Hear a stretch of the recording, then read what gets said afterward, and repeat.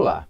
Conforme anunciado, nesta 27ª lição introdutória à ética, trataremos da ética judaica no período medieval, dando especial atenção às contribuições de Moisés Maimônides para as reflexões filosóficas sobre a moralidade humana.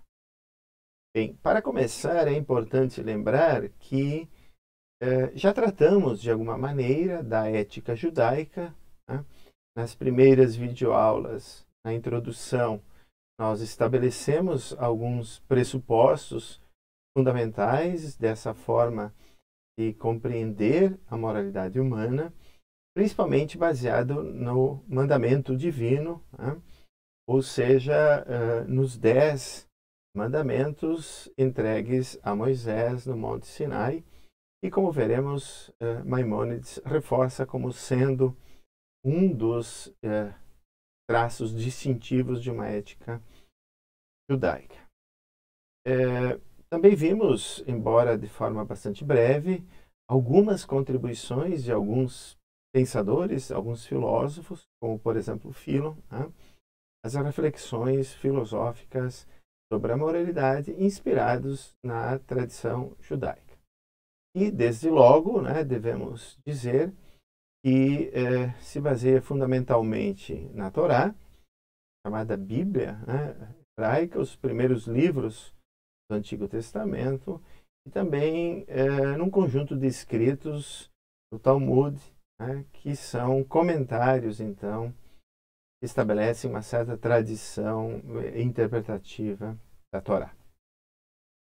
Bem, aqui, antes de tratarmos das possíveis contribuições, né, de Maimônides, eu gostaria também de lembrar que tanto a ética cristã, estudada na videoaula passada, né, com foco especial em Agostinho, quanto a ética judaica, né, metaeticamente pressupõe a teoria do comando divino, e, nesse sentido, são éticas antigas, né?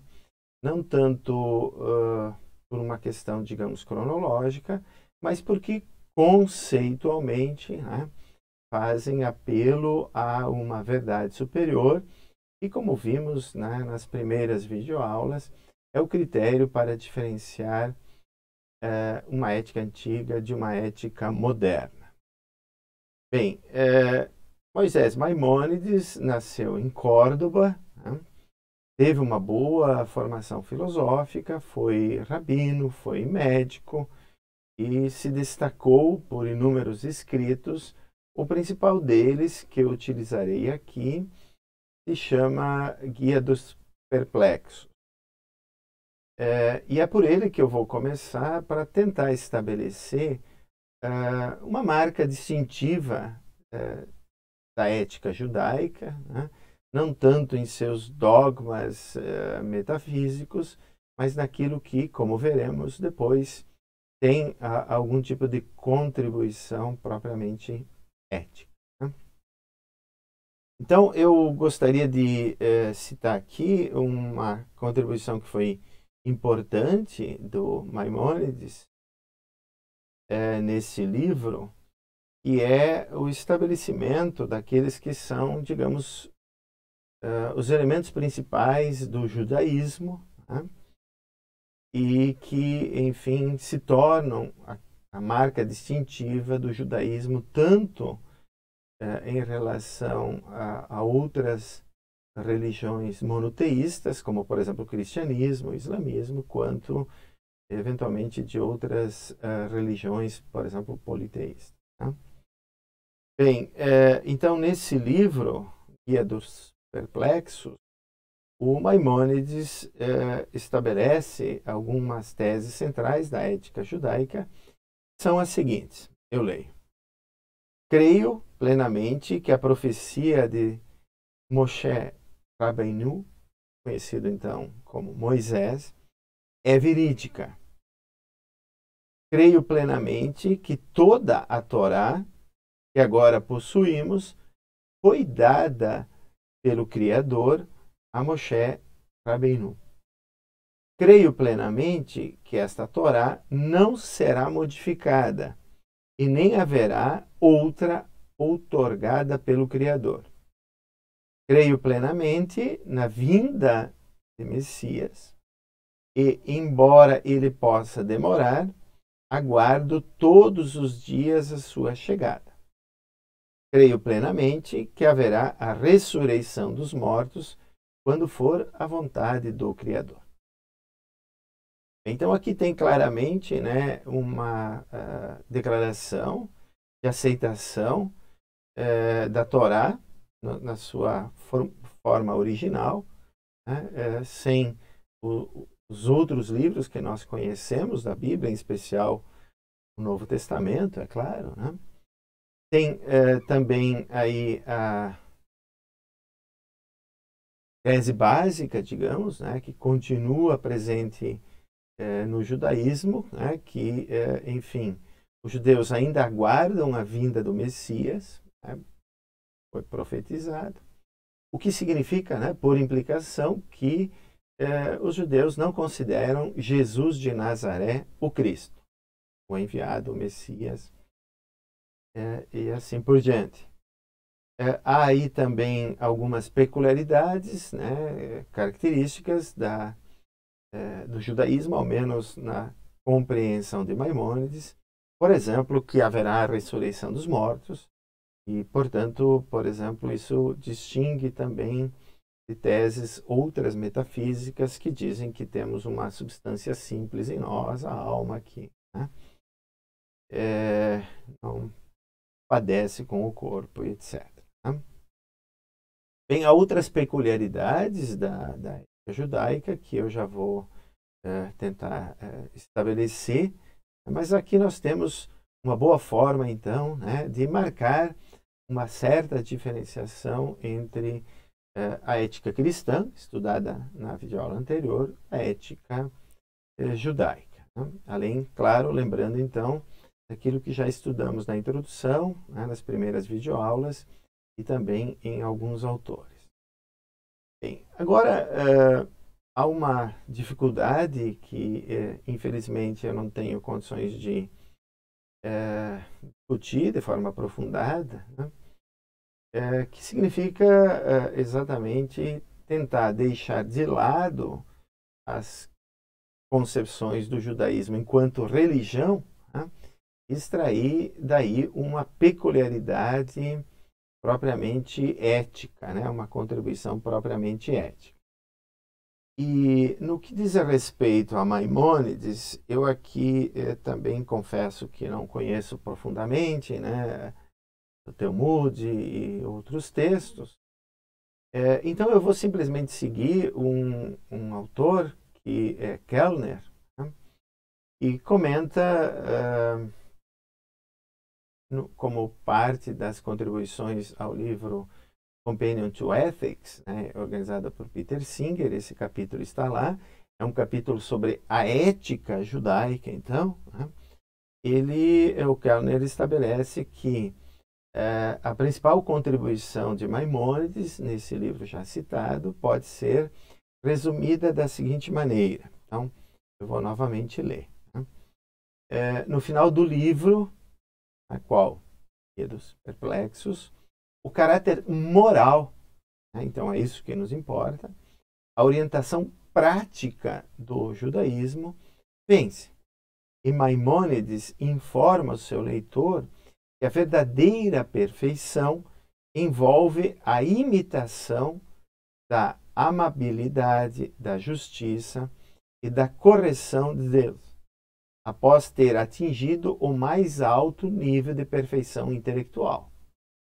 Maimônides, o filósofo, alguém pode dizer, incita-nos a imitar Deus através da especulação metafísica.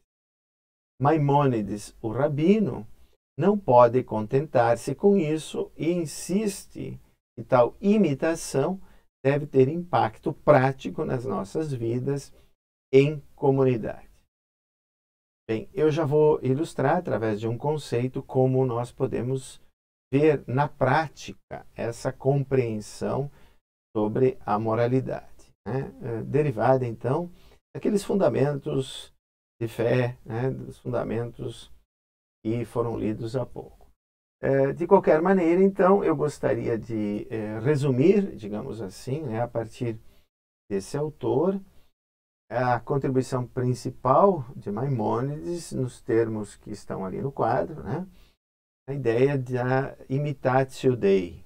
Quer dizer, se nós procurarmos a orientação prática, né, da ética de Maimônides, nós perceberemos que ela envolve uma imitação de Deus, imitação da amabilidade, da justiça e etc. ali, tal que nós temos que imitar no mais alto grau, na perfeição, digamos, absoluta de Deus, essas qualidades morais. Né? Por exemplo, sermos justos, eventualmente, como Deus é justo, e assim por diante. Né? Bom, com isso, então, nós podemos também procurar extrair as orientações práticas do judaísmo. Há muitas, né? Eu não vou mencionar aqui todos os rituais que são típicos, o modo, por exemplo, como se prescreve a alimentação ou não. É sabido que carne suína não deve ser consumida, que, enfim, há uma certa forma de praticar a religião e tudo mais. Eu não vou mencionar essas peculiaridades.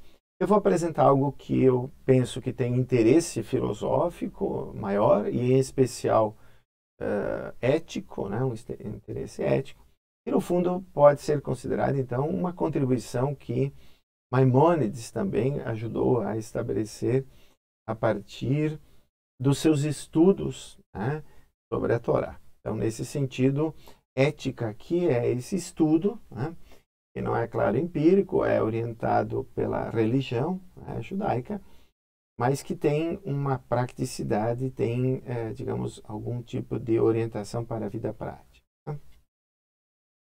E então aqui eu gostaria de mencionar que num outro livro chamado Livro dos Mandamentos, Maimônides, no preceito 195, ele comenta os preceitos do Torá e trata de um conceito em especial, que é o conceito de tzedakah, e pode ser traduzido por justiça social, e alguns até dão uma certa conotação, digamos, de caridade. Né? Tem talvez uma profunda contribuição, né, para as discussões atuais, quando nós tratamos da pobreza, da desigualdade, da ajuda às pessoas que mais necessitam, os mais vulneráveis e assim por diante. Né? Então, eventualmente, essa é uma contribuição que merece, segundo alguns autores, alguns intérpretes, né, ser melhor debatida. E fica aqui, então, a sugestão de que a gente possa, enfim, ver que Maimônides procurou contribuir com reflexões propriamente éticas, né, embora elas tenham, claro, aquele pressuposto metaético da teoria do comando divino. Né? Então, esse conceito de justiça social, de caridade, né, dentro da ética judaica, ele tem diferentes formas de se manifestar, diferentes níveis.